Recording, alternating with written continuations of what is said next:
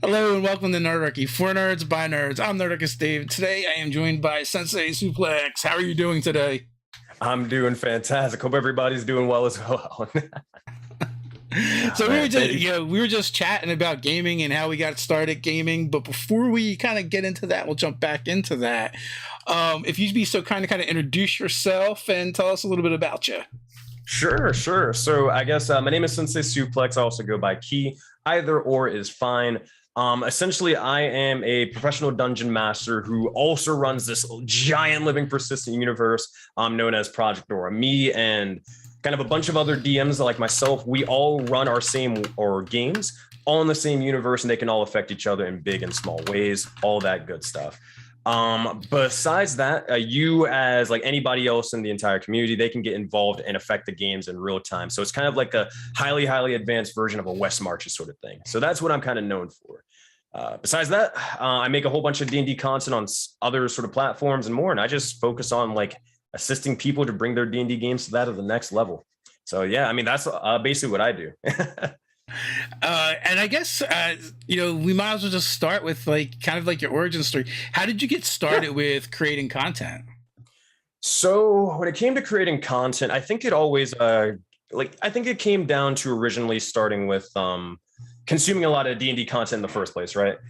So like, whenever you were learning or whenever I was learning how to, DM or even understand what D&D was as a concept, I would look up a bunch of YouTube videos. I'd look up a bunch of Twitch streams and just see exactly how this is sort of going about, as well as, experiencing it by having my original Dungeon Master run for me. So eventually fast forward to a couple of years, I was just like, hey, I'm going to start streaming my sort of D&D game. It'll be just this thing. So for all of my players to be able to check back towards the VODs and see if they missed anything, to rewrite or retake notes and all that sort of stuff. And eventually, a lot of people, they decided to check out the stream. They saw that we were doing this sort of different kind of concept for D&D where everybody's getting involved and able to affect the world, whether you're a viewer or a player. And a lot of people just started sort of clinging towards it. And I was like, hey, a lot of people, they may run their games online. They may run their games in person, but I think I know a couple of things after binging a lot of sort of D&D related content to really improve your DMing style. And I just wanted to be able to help other people get into the likes of the fold, get into the hobby itself, and learn how to be able to teach their friends eventually how to play D&D, right? So it makes a lot of sense. Now, correct me if I'm wrong, but I infer that you're fairly new to the hobby? Fairly new. So we started 2018. So I've only got roughly 4 years under my belt. But hey, I fell in love with this hobby like so hard. It has been fantastic. Well, that's super. It's super interesting and important for two reasons. One, I find that people that are coming into the hobby are much more likely to start creating content and do things publicly facing much sooner than some of the old guard would have ever like even like moving from just being a player to a DM seemed to be like this like titanic shift that took forever to get to the other side of that screen, and you felt like you had to like earn it. Which isn't true. But now like people are just diving in full tilt, like DMing right away and, creating content. As someone who's been doing the hobby for a long time, sometimes I struggle with, what is it that I need to convey or say to new players to help them? Because that was like 20, 30 years ago. Yeah. That makes sense. I think what it comes down to why there's so many like newer individuals deciding to make content for it is, I mean, we live in an age where people are making content left and right, just whether it's like on, in social media such as Instagram, Snapchat, they're making stories, they're making content about themselves. And when maybe they don't necessarily have an idea on what to do, well, what are your hobbies? What are your interests? Oh, I like Dungeons and Dragons. Well, might as well combine the two and make content for D&D, right? That's what I think what typically ends up happening, right? Do you have a preferred platform? Preferred platform to make content or just watch to make content on, yeah. So my preferred, if I could have like, this is the place where I'm known for, I'll be honest, I love live streaming. I really, really do. So I love Twitch. I love YouTube streaming and all that stuff. But the reason why is because there's a lot more of a personal connection you can form with the likes of the audience, or really just get to talk to them and be able to see or share all their sort of experiences. And, it's like actually having a conversation with somebody rather than here is the content. This is what you are watching. And that is the end of the sort of thing, right? It's very rare to actually make potential friendships with like I have with the likes of the community through the span of a YouTube video compared to a live stream. So. No, that is 100% accurate, right? Like I prefer creating content on YouTube for business reasons. For like what you like, because it's, it's evergreen, the content is always working for you. Where with live streaming, it's like once you're done, especially on a platform like Twitch, it's like you're done, right? You're only earning while you're working. Exactly. But you're right, because like there's so many people where like they get exposed to you. It's like a one-way mirror, right? They see you, but you don't see them. And then you run into them in person, and like they come up to you like they're old friends and they know you, and to them they kind of are, but to you it's like you're just a stranger. Yeah, we haven't even talked to each other. So I think, oh man, like especially with that being able to form those connections, just talking about like it doesn't have to be like I'm not saying you're buddy with them, but it's a lot more of a connection when you're talking about like, oh hey, I have this cool homebrew idea, you mind checking it out? And then you maybe start collaborating with that individual and seeing like, hey, this is a little too strong, this is a little too weak, and just making something together. It's a lot different compared to here's my homebrew ranger subclass, right? Yeah, it's more interactive, and then also like you get to start to see the usernames, and the usernames and the regulars. Yeah, it's like Cheers, but for D&D. So, and that's probably a reference that you might not get because it's a bit dated. I mean, hey, there's at least a couple old people like me in the chat, so they'll get it. Oh man, but I mean, yeah. So, dang, we talked about this before. Goldfish brain. Yeah, I had an idea, just completely flew off and went away. It was something along the lines of, I remember. When it came to sort of making or doing a lot of Twitch streaming and all that sort of stuff, I mean, D&D is a social game. You're playing with your friends or whoever for hours and hours upon end. You're building up those connections in game and also out of the game as you guys are going on multiple adventures throughout that sort of world. When it comes to sort of Twitch streaming and meeting those people, let's say you're forming a community, you're building maybe up, I don't know, I guess in this case, the most common thing is like a Discord, right? Yeah. You're building up a Discord, and these individuals, you may see them like every single day. And that's basically what happened to sort of me. It was just more of like, hey, I am the content creator, you are the viewer, we talk to each other every other day. Yeah, we're friends. We're friends. To the point where now I'm even able to, like, I think we're forming an event where we're going to go out and like all get together and meet each other for the first time in person. We've played in games for years and years, but now it's that sort of thing of like, hey, you're an actual person, let's hang out, right? Yeah, conventions are great for that. Like, yeah, it kind of centralizes everyone, and you can meet people. Mike Hunt from Unmade Gaming used to do a streamer meetup every year at Gen Con. And it was just like when we just invited a bunch of streamers and YouTube people and basically whoever else wanted to come to just like come and hang out, and those, like, I don't even go to conventions for the conventions anymore. Like, I'm just there to like see my online friends. Exactly. That's how it was for me at another convention a while ago. It's just to hang out with the friends and have fun. Yeah. Are you a big convention goer? I was, but pandemic stuff, all that. Yeah. I always coach that with like in the before times. Yeah. Okay. So yeah, I love conventions. I was going to like a Dragon Con and all that stuff. I haven't gone to like a D&D or TTRPG focused convention yet, but it's on my bucket list for sure. But love me some conventions. Yeah, like, so Origins and like Gen Con are like next level. Like, Origins is huge, and then Gen Con is even bigger. But if you've been to Dragon Con, I've never been, but I know that's a really big convention as well. It is, it is massive. There is just so much stuff to do, and then You have to go to different buildings, and each building is basically like their own little convention. It is crazy. Now, like decent size but still kind of intimate conventions that are really good. Game Hole Con, I've been there once. That was amazing. My understanding is Gary Con kind of has the same vibe. Yeah. And then PAX Unplugged is like our local convention because we live just outside of Philadelphia. So that one's really good as well.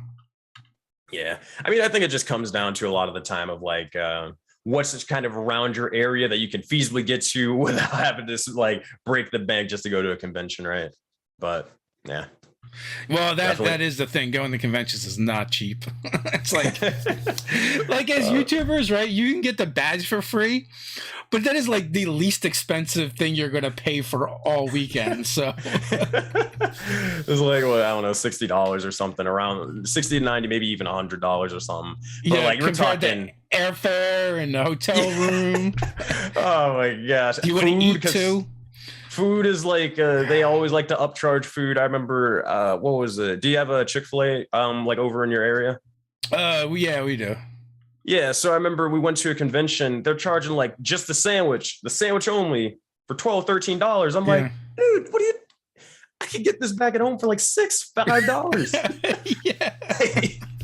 Oh my god! But yeah, it is a lot. It is a lot, but I think that's why is going with your friends or just even heck making friends through the likes of the conventions that you maybe see every year and all that. It makes it worth it. It definitely makes it worth it. I think the one year that we did well in the lottery and got a room right there at Gen Con. It was like so it's a 4-day convention. Come in the day before. I don't remember if we left. We might have left the day after. It was like $1,000, like so. And you know that's just like the start, you know, and then it starts. You start adding from there. Is that like $1,000 and you splitting the cost between someone else, or just like $1,000 yourself? No, that was like for the room. It was $1,000. Oh my! I mean, still that's a lot of money, you know. Hey. I mean, it was a nerdy expense, but still, it's like you said, it's still a lot of money. It's still a lot of money. I mean, yeah. So, what would you say to someone who wants to get into pro DMing?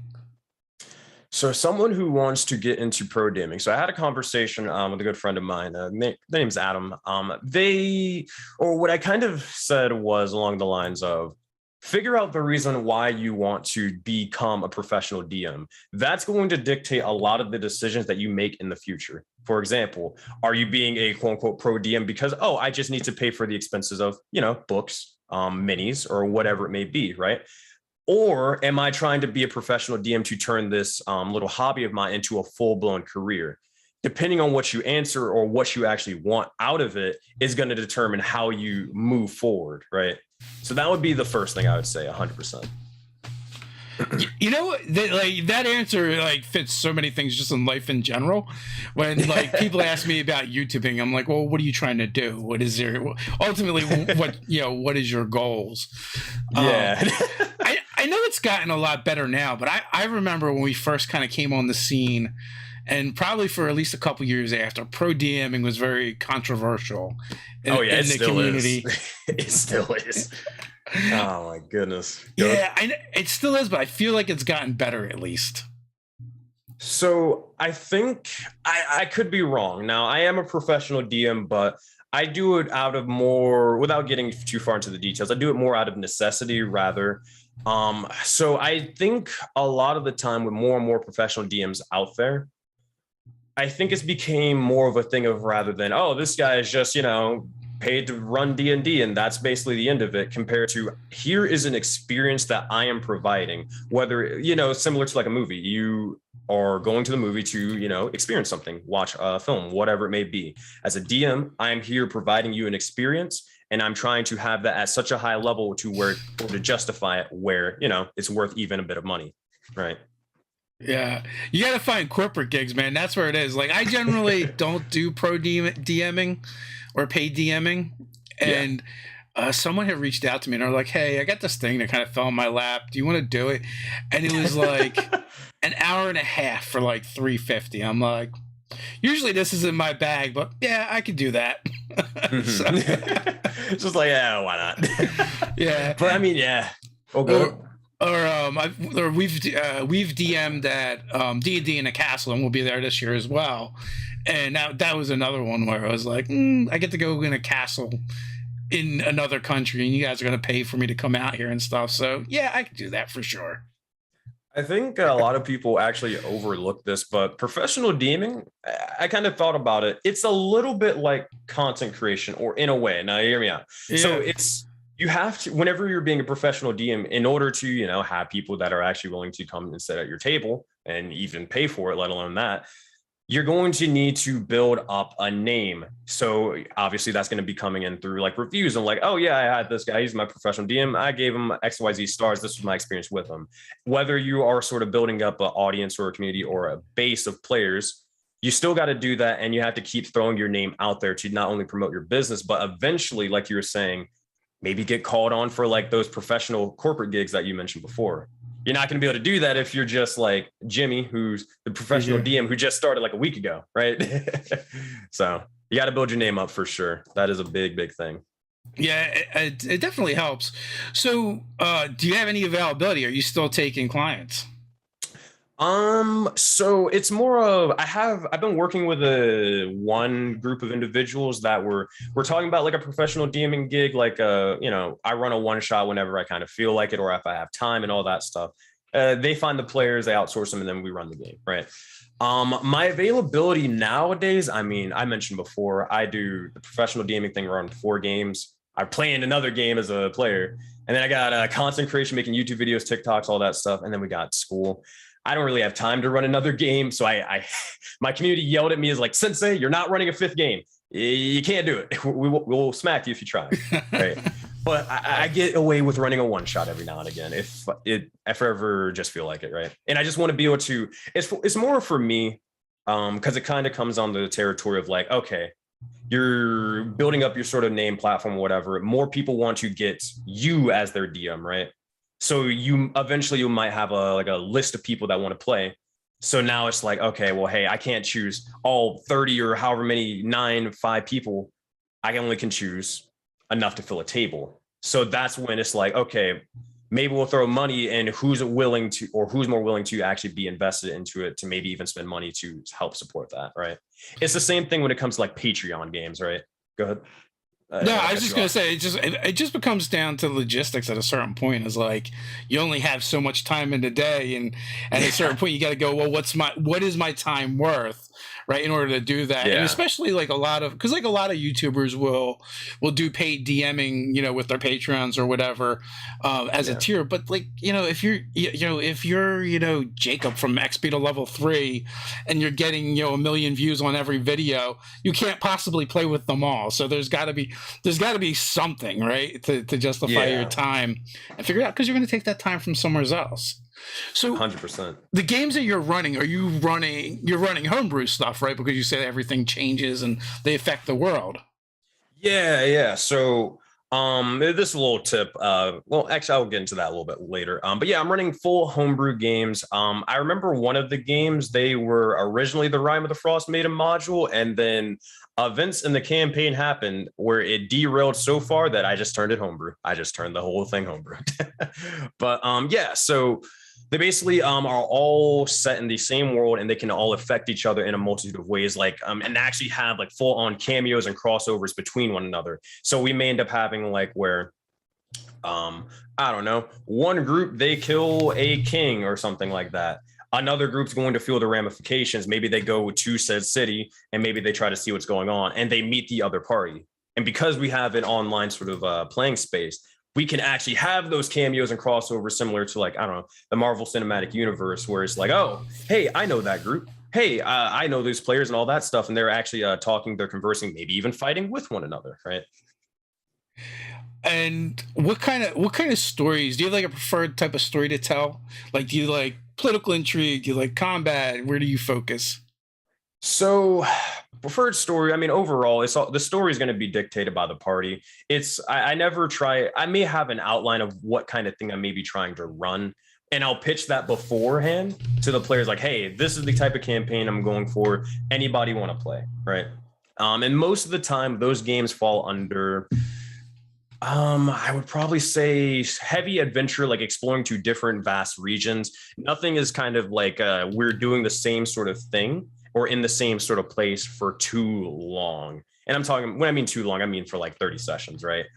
If it like we're not in the same city for 30 sessions. So I try to steer away from political intrigue if I can, but that's just my personal preference, right? Right now, the current campaigns that I'm running, it is based on, have you ever played any of the Civilization games?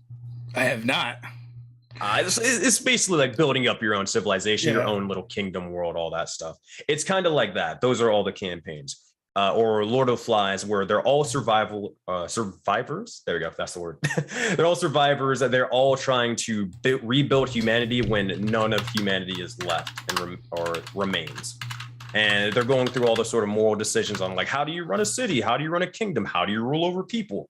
And they're doing that with 4 other groups, all trying to build multiple kingdoms, you know? Cool. So it sounds like you like to do a lot of variety as well. Like, do you have like almost like a pitch deck for the different games? Like, I know like when we're starting a new game, I found before our session 0, generally what I'll do is I'll give them like 4 choices and be like, here's 4 ideas I'd like to explore. Would you like, which one would you like? And then I'll just have them kind of vote on it. Because I learned from experience, like, don't leave it open-ended, because you're going to end up doing something that you're not really interested in and hating it, and, everything suffers. Yeah. So I guess to steer it into professional DMing a little bit. So when you're probably starting out as a professional DM, let's say you don't really have an audience for the most part, you're going to want to sort of come in with that idea of like, okay, I have 1 to 3 pitches of things that I, as the DM, will enjoy to actually run. But that said, I'm willing to change and adjust it to the party and what they really, really want to run. Like 100%. You got to be able to do that.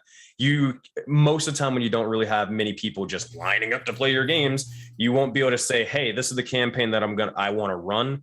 Anybody interested in or who wants to get involved? It's a big difference, Oh yeah, that's a good point too, because that's like my home games, right?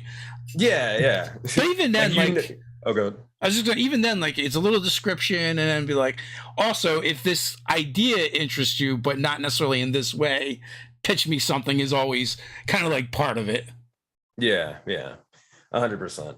I mean, because again, you always want to focus on the player's enjoyment, everybody's enjoyment. It always comes first. And if you're not enjoying what you're running, if the players aren't enjoying what they're playing, then I mean, hey, what are you doing? You're playing a game to have fun. That's not going to be fun, right? So. For sure. A quick reminder, folks, as always, our links are in the description, so you can follow Sensei Suplex across the interwebs and stalk him in the good way, not the creepy way.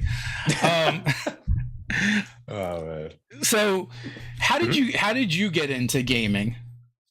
Get into gaming like for D&D or just gaming in general? For D&D, TTRPGs.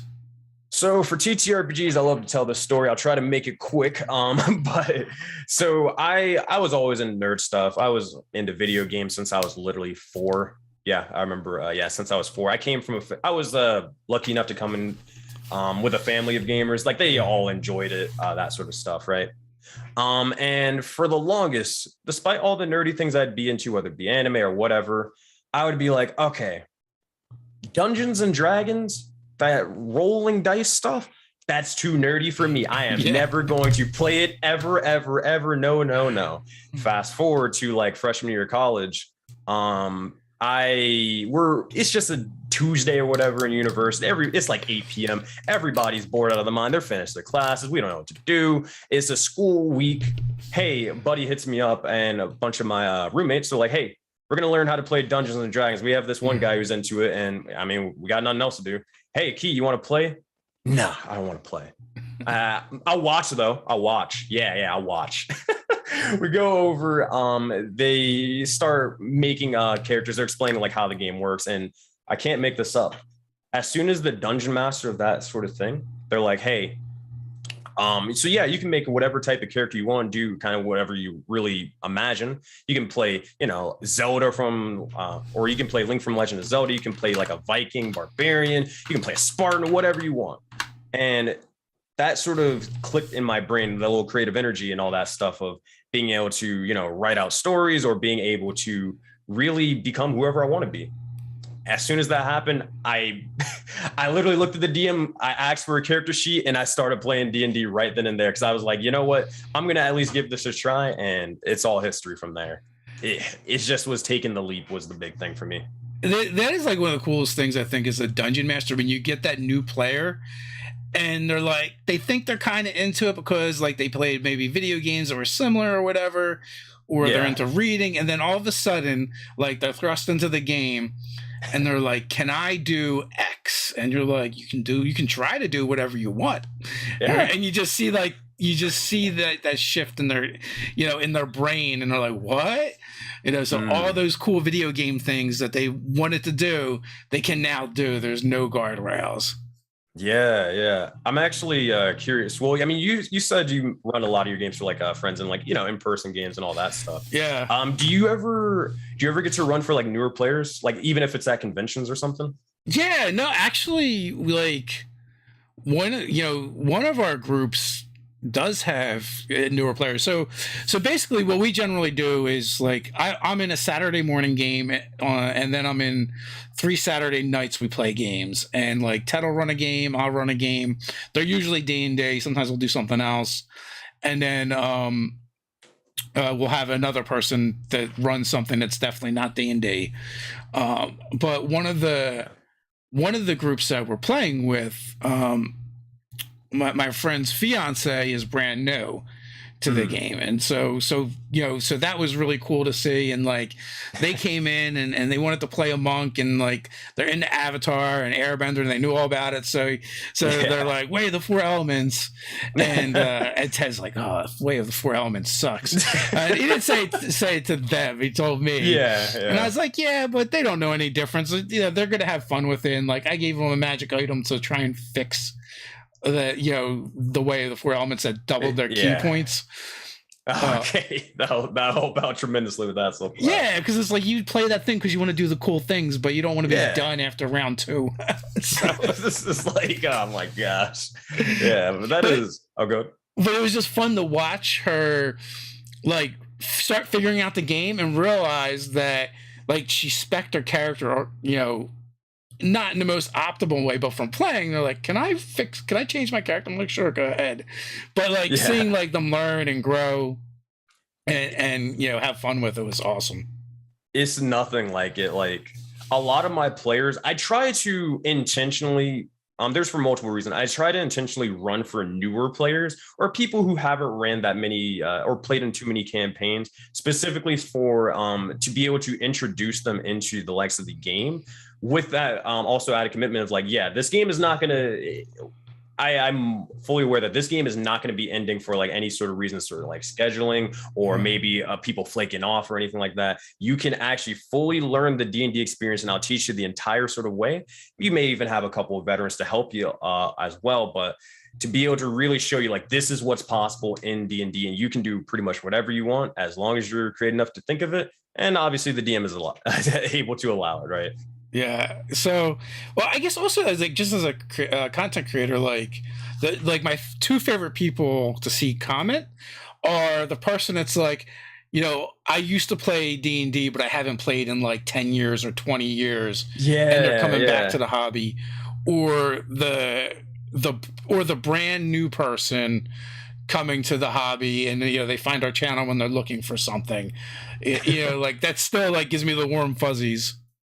Yeah, it's just like whenever it feels like whenever you're a DM, or especially a forever DM, and you see like the newer player, like, I don't know, maybe getting their first natural 20 and doing some super awesome moment, it kind of makes you feel like when you were first playing D&D, like for the very, very first time, and you kind of had those sort of experiences. It's just, I don't know, being able to make people happy is just, it's great. Come on now.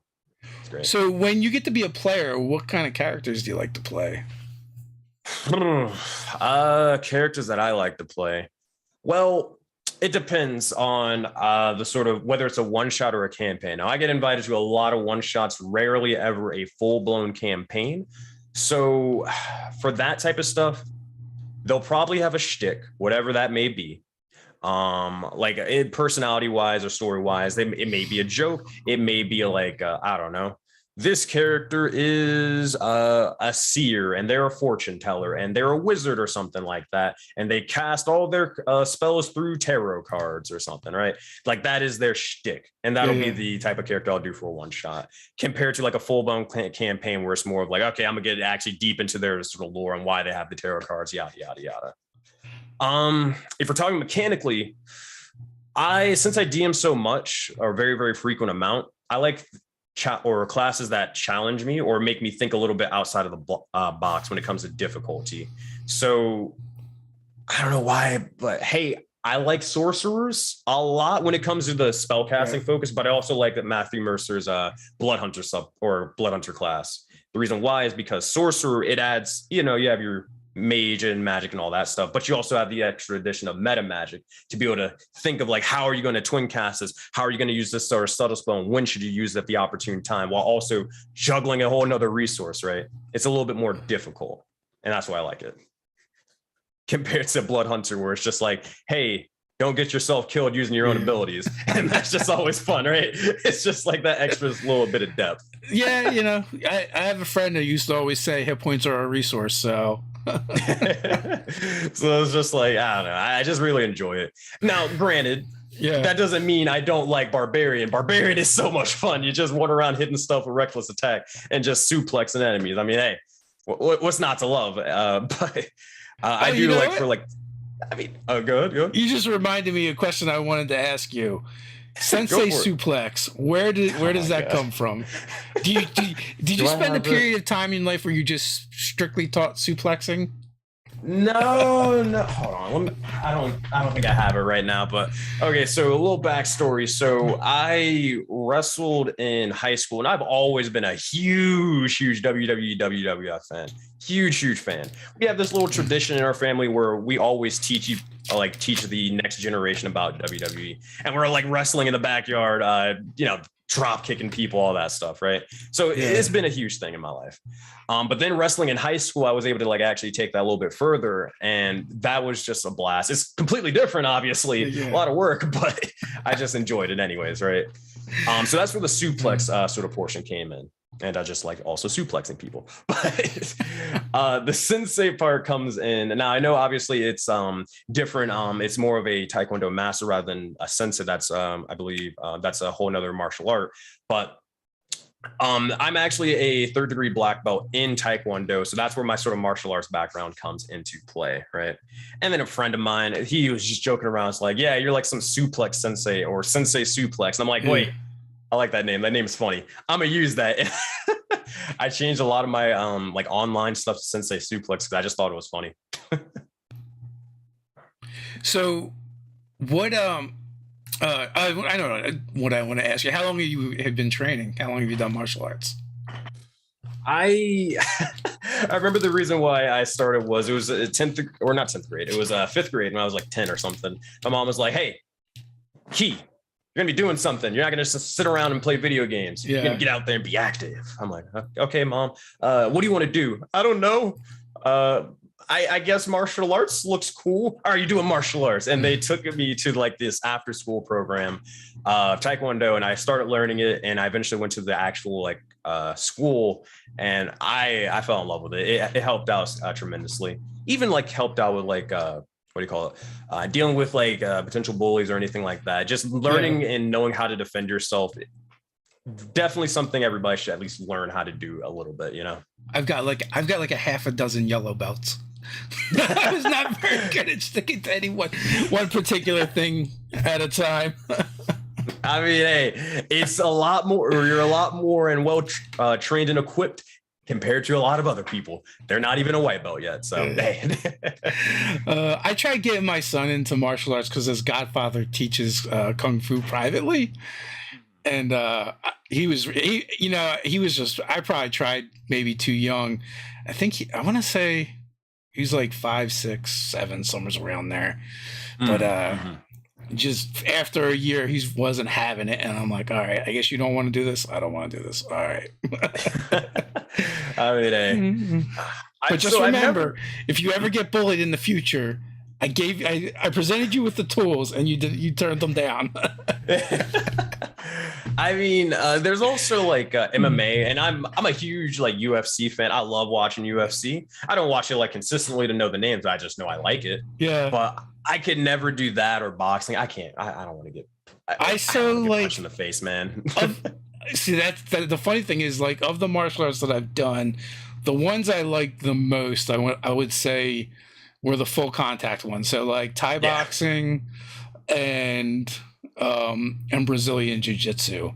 I found those like the most satisfying to do, as far as just like you would get a good workout, there's a good amount of exertion, whereas like I've done like some Wing Chun and Tai Chi, which is more about like developing the skills, takes a lot longer to do. Yeah. And also too, it's like, because you can go and learn for like different reasons. 100%. Yeah. I mean, I think it also is just like, especially when it comes to like full contact sort of sports in general, those type of martial arts. Yeah. But Taekwondo, especially, this is kind of why I eventually fell a little bit off of it. When this was also around the time I was doing wrestling, but it's just like, okay, guys, you got to hit them, but you don't actually hit them. I'm like, what does that mean? What are you talking about? I have to look like I'm hitting them without actually, kicking them in the face. And it was just like, oh my gosh. All right. And then when I went to wrestling, it's just like, there is no, I mean, there's restraints, obviously there's rules, but it's not really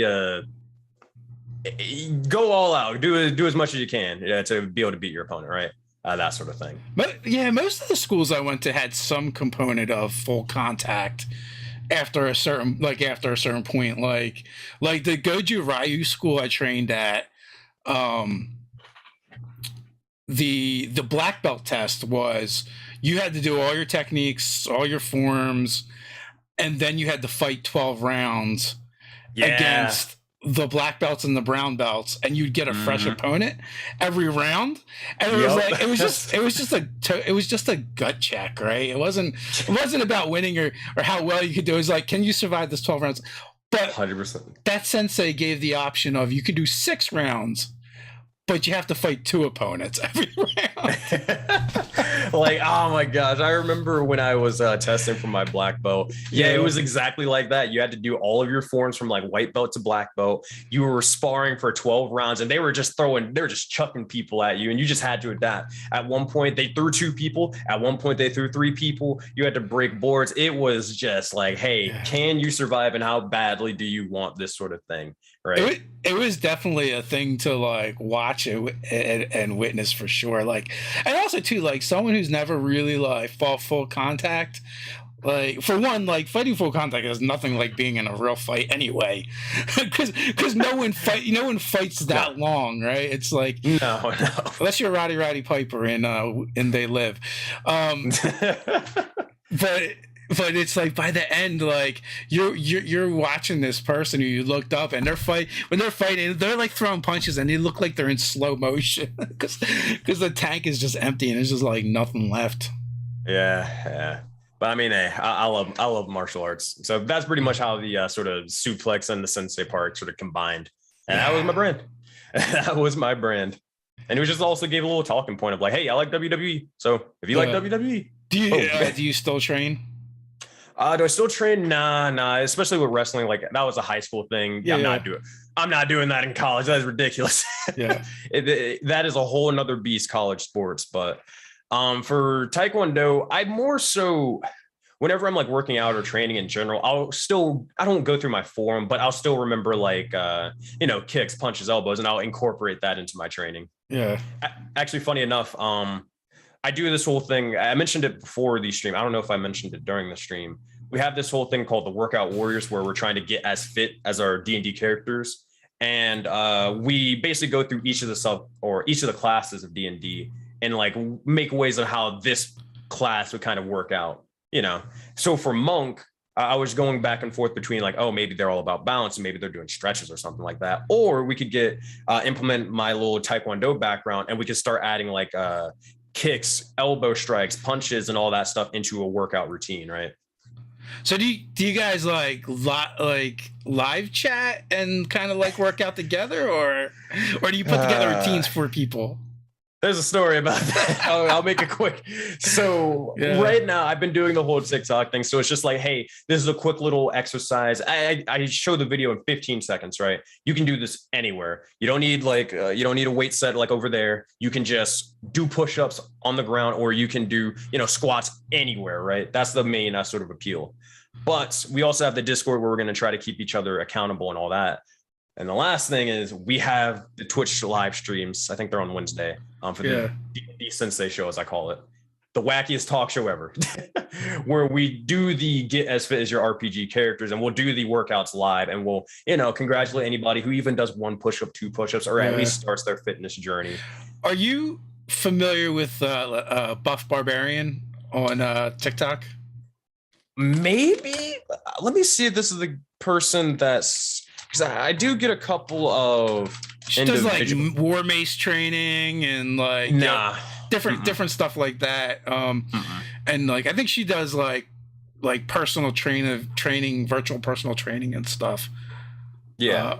But yeah, there's a man, I forget the name. The problem with TikTok is like I know people's faces, but a lot of times I don't know like their usernames just because of the way it works. But there's another guy that does like Viking style workouts. I think that's the individual who maybe I know a couple of people may have recommended me other individuals to maybe like collab with, but I mean I make TikTok videos. I don't use it too much to be able to know names on it. It's just I like that video, hit the like button, I swipe up, and that's it. That's the end of it. That's exactly it. Like if someone gets recommended a lot, then I might start learning them. Like totally not D&D related. It's like I think his name is Mind Eye or something. This is young black dude that does like weird animal facts. It's like, I'm going to make you hate this animal now that you love. It's like one of my favorites. It's like, I've seen their videos for like 20 times. I guess I'll hit the follow button. Yeah.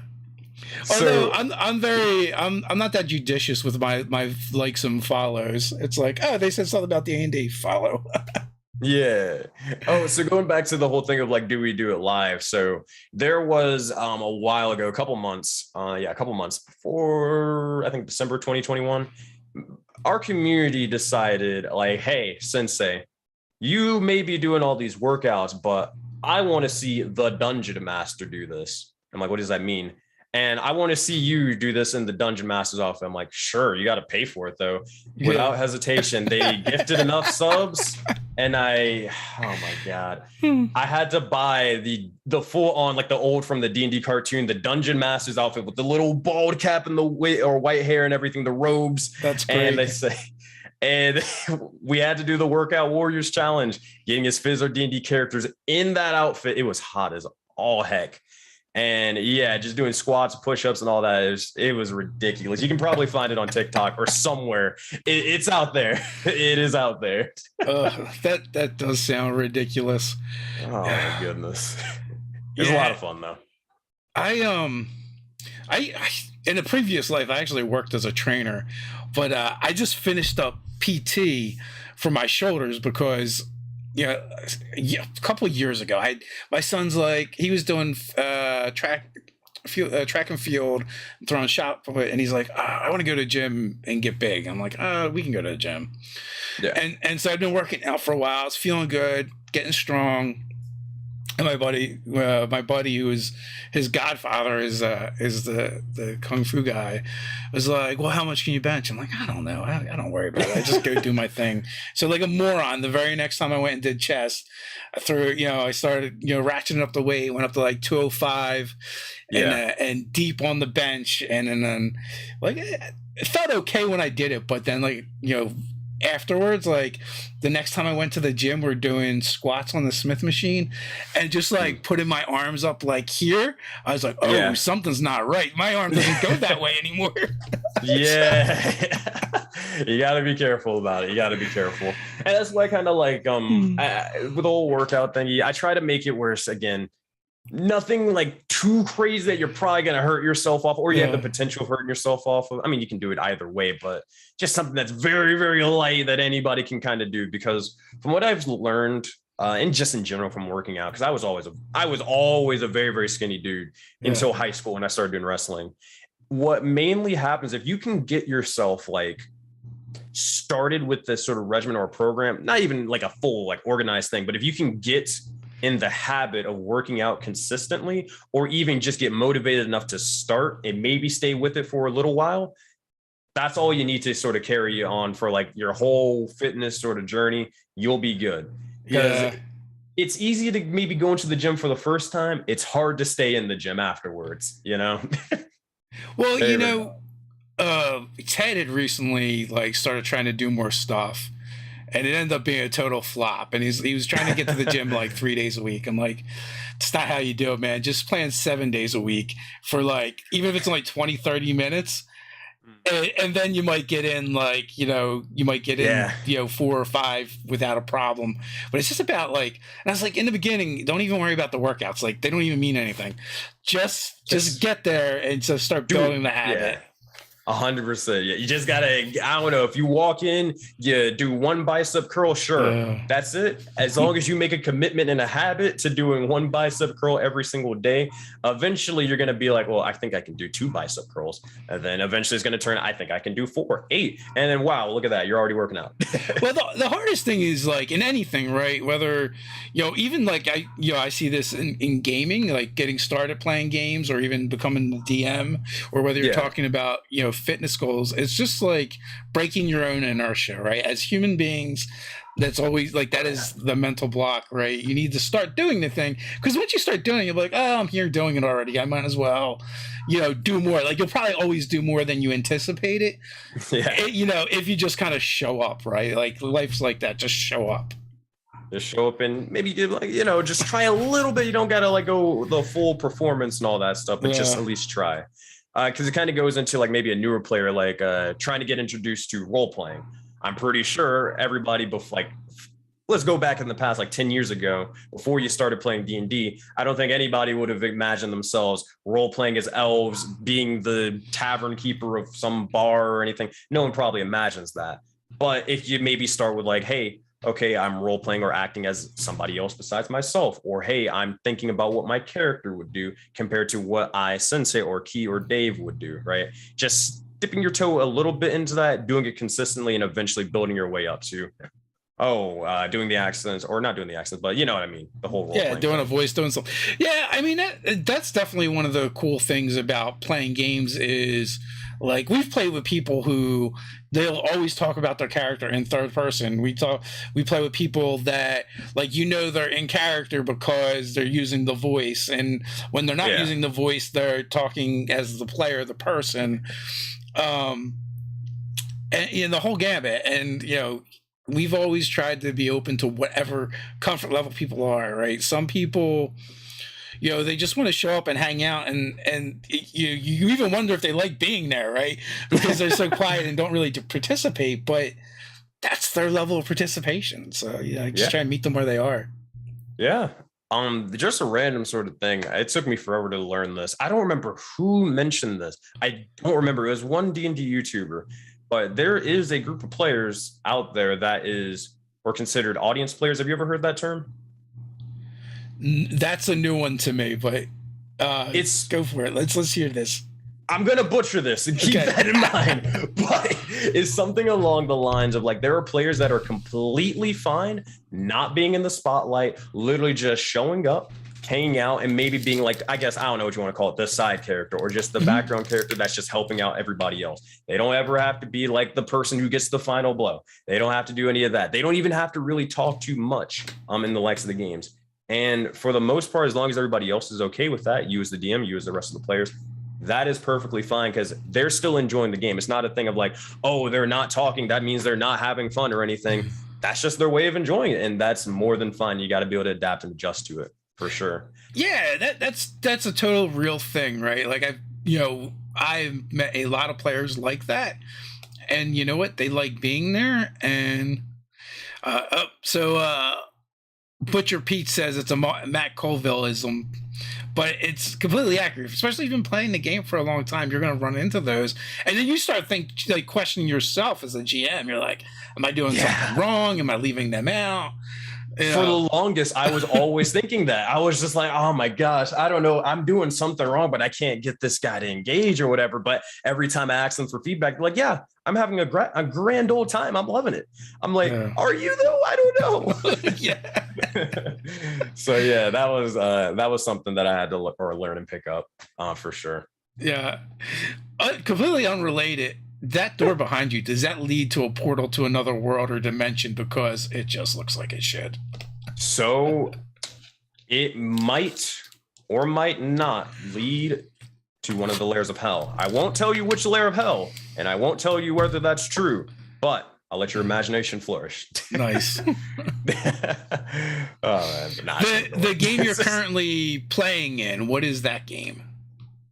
So that was the civilization building. Oh wait, the game I'm playing in as a player? As a player, yeah. Oh, gotcha. So I mean, we're just starting it. Like we're gonna be going live with that next Thursday. So this is one of the few times where I actually get to play in a long-term campaign. It started because Sensei was just raging and just like, guys, I'm tired of getting invited to one shots and having to play these characters that I don't really have any what is it, not engagement, interest in for too much or too long. You know, you play your joke character, and after you've played like the third or fourth joke character, it's like, okay, I want to actually play a well thought out person who has a story or who's trying to accomplish stuff. You know.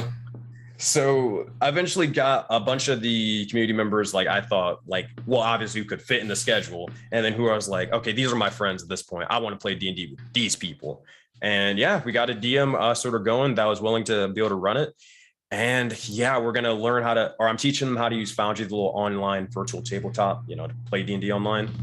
And we're going to hit the ground running. I don't know too much about the campaign besides how you say world-wise or anything like that, because we're keeping it more of like a mystery and discovering it as we go. But it's going to be the whole thing of like a simple standard adventure, D&D adventure start. We all meet in a tavern. We all go on some wacky, wild adventures together, and we form bonds and relationships from the get-go. And we're just a bunch of friends playing D&D. Hey, that's how it kind of should be. Just playing or having fun, playing with some friends or however many people, having a great time. Is that a non-stream game? That game is going to be streamed, but it's more so it's just like, I think that this game has, I think it has a lot of potential when it comes to just overall quality of the campaign in general. And I just want to share it to people anyways. I want to be able to share this group of individuals like, hey, playing some D&D together, because I think it's just going to be a fun and entertaining time. We even got like a bunch of, it just so happened to be this way. We got a bunch of artists. So we already have like a lot of stuff done anyways, because we wanted it, not really much for any other reason. Like we have promotional stuff, but that was just because we made it because we, enjoy making art, right?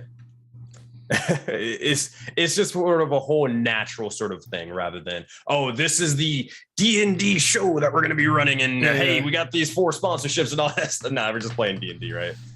So stepping back to the nerd fitness stuff, is there a place where people can participate in that? Yeah, so I was thinking and brainstorming this literally this morning. So we have the Discord where we're going to basically try to do a system where we're going to have it as every single person is going to be, we're going to try to keep each other accountable. You're going to post a video or not video. Whoa. You're going to post a picture or just a text, something that says, hey, week 1, this is maybe how many pounds I lost, or this is how much I'm able to lift now. And then every single week you're updating everybody, or maybe it's every single day, whatever. And if you don't post anything, we're going to ping you. We're going to message you like, hey, where's your sort of thing? We're going to try to really, really keep you accountable and then keep, getting in shape together. Right. And we're just going to have that be in the sort of Discord that I think you're a part of right now. Nice. Yeah. So I also put a link in the description for that as well for the Discord. Thank you. So people can check that out as well and get involved, because having something to hold you accountable is super helpful, and also then to feel like you're not really doing it alone. And I know both from like working in a gym and going to the gym, like it can be super intimidating, especially, you know, there's definitely a stereotype from around the gaming table.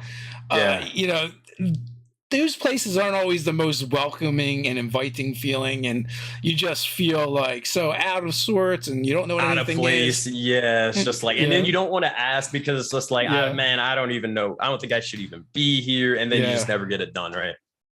But you know, everyone's got to start someplace. Everybody's got to start one place. And whether that's just, again, doing push ups in your bedroom or wherever it is, at least getting started with working out and getting in shape to like for the sake of your own health.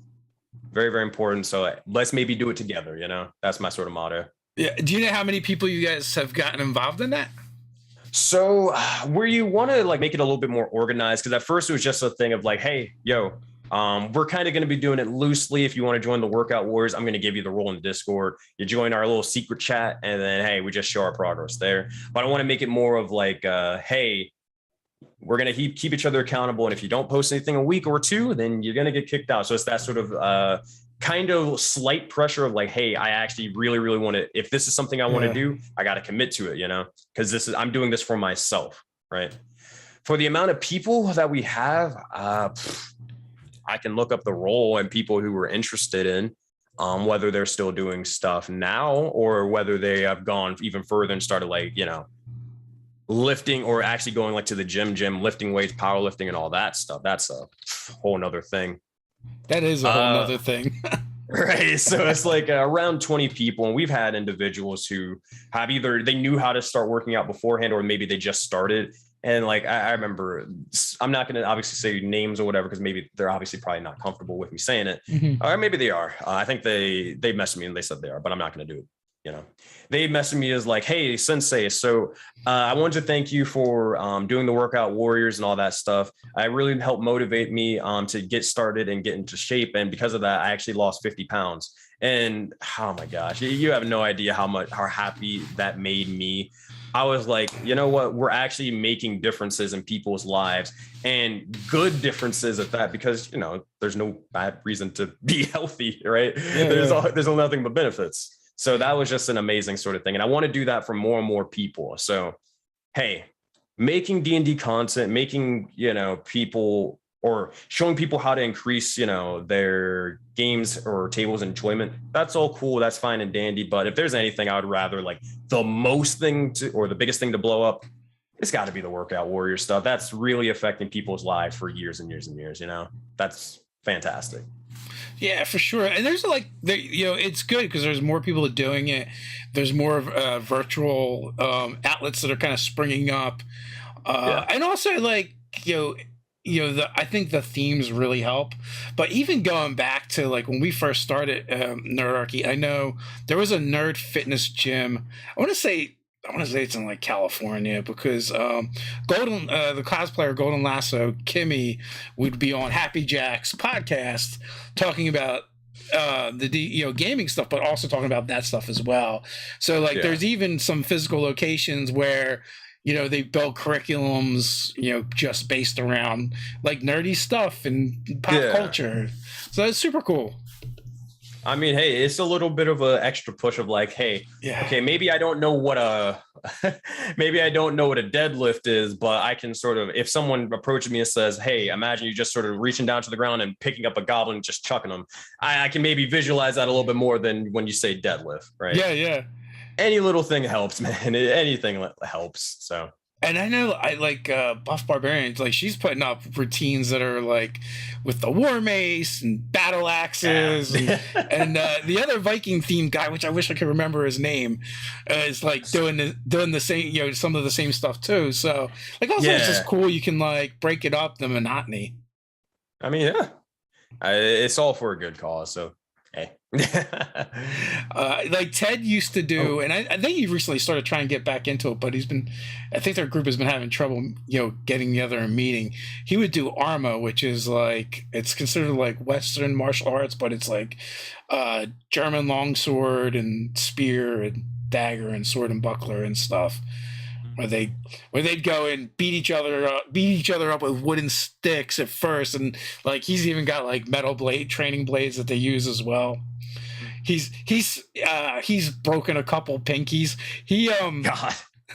he had one session where only him and another dude showed up, and the guy was more of a senior student or senior person with it, and he's like, we're gonna work on your aggression, so because he was too timid. So they did that, and then like the next week he went in and like within like 30 seconds the first match he like broke the guy's finger.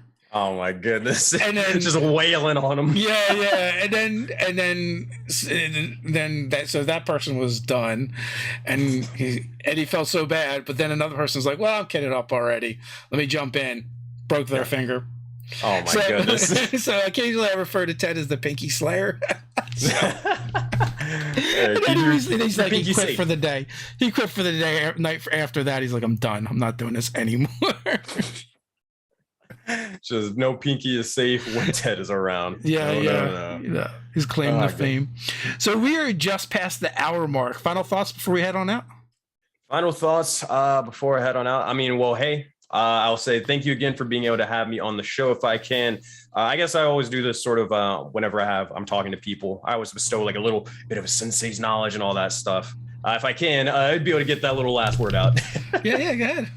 So I always say, especially because I DM a lot of newer players, some of the time they ask me like, "Hey, Sensei, how do you win this game of Dungeons and Dragons?" And I always laugh and I'm like, "All right, well, little Jimmy, here, let me explain how you win Dungeons and Dragons. It's a 2-step process to do it. Number one, you got to make sure you and all your people at the table have fun. If you're not having fun, well, we're here to play a D&D game. What are we doing if we're not necessarily enjoying themselves? So prioritize your fun and everybody else's fun at the game table. Number two is make sure you and everyone else is comfortable at the game table as well. Because if no one's comfortable to express themselves or be who they want to be or do all this stuff, then you're most likely not going to have step number one, which is to have fun. So make sure you have fun, make sure everybody's comfortable, and that's how you win Dungeons and Dragons. So Great that's advice. what I always say. Great advice. After I'm done playing, every time I always like, "Did you win?" I'm like, "I always win. I had fun." But as always, folks, the links are in the description. Go check them out. And until next time, stay nerdy.